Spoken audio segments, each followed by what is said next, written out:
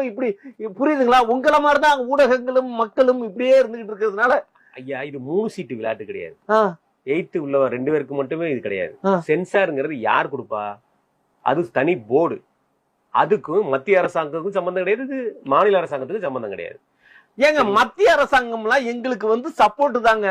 அவங்க எல்லாம் ஓகே, அவங்கள பத்தி ஒரு பிரச்சனையும் இல்ல. எங்களுக்கு ஃபுல் சப்போர்ட் தான் மத்திய அரசாங்கம்லாம். ஆனா இந்த ஒன்றிய அரசு தான் எகைன்ஸ்ட் பண்ணி இதோட வேலைகளுக்கு எல்லாமே இவங்களுக்கு அண்டர் கிரவுண்ட்ல ஒன்றிய அரசு வேலை செஞ்சு கொடுத்துருக்குது. மத்திய அரசு வேற, ஒன்றிய அரசு வேற. புரியல. மத்திய அரசு வேற, ஒன்றிய அரசு வேற. ஏங்க அப்புறம் என்னங்க கேள்வி? அதாவது ஒரு புரிதல் இருந்து கேளுங்க. ஒண்ணும் அதாவது தெரியுமா தெரியாதா? தெரியாது. ஏங்க முதல்ல நல்லா தெரிஞ்சுக்குங்க. புரியுதுங்களா? ஊராட்சி ஒன்றியம் அப்படின்னு கேள்விப்பட்டிருக்கீங்க நம்ம ஊர்ல எல்லாம். ஆமா. ஊராட்சி ஒன்றிய தொடக்கப்பள்ளி, ஆமா. ஊராட்சி ஒன்றிய பஞ்சாயத்து அப்படின்னு எல்லாம் கேள்விப்பட்டிருக்கீங்களா? அதெல்லாம் ஒன்றியம்.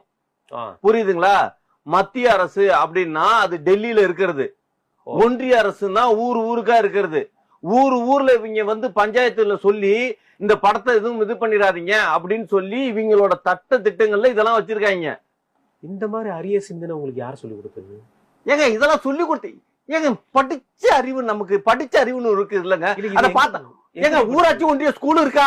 அது இருக்கு. அப்புறம் ஒன்றிய அரசுக்கு ஊராட்சி ஒன்றியத்துக்கு சம்பந்தம் இருக்குல்ல. அதோட டிபார்ட்மெண்ட் தாங்க இதெல்லாம். என்னங்க நீங்க ஒன்றியம்னு இருக்கா? ஆமா. அப்புறம் ஊராட்சி ஒன்றியம்னு இருக்கா? ஆமா. அப்புறம் இதெல்லாம் இருக்குல்ல. அப்புறம் எங்க இருக்கு மத்திய அரசுக்கு என்ன சம்பந்தம்? அது வேற இது வேறங்க. முதல்ல புரிஞ்சுக்குங்க. ஒரு புரிதல் முக்கியங்க. அப்ப ஊராட்சி ஒன்றிய அரசு சென்சார் போர்டு உங்களுக்கு சர்டிபிகேட் கொடுக்கல. அம்மா சத்தியமா அதானே உண்மை.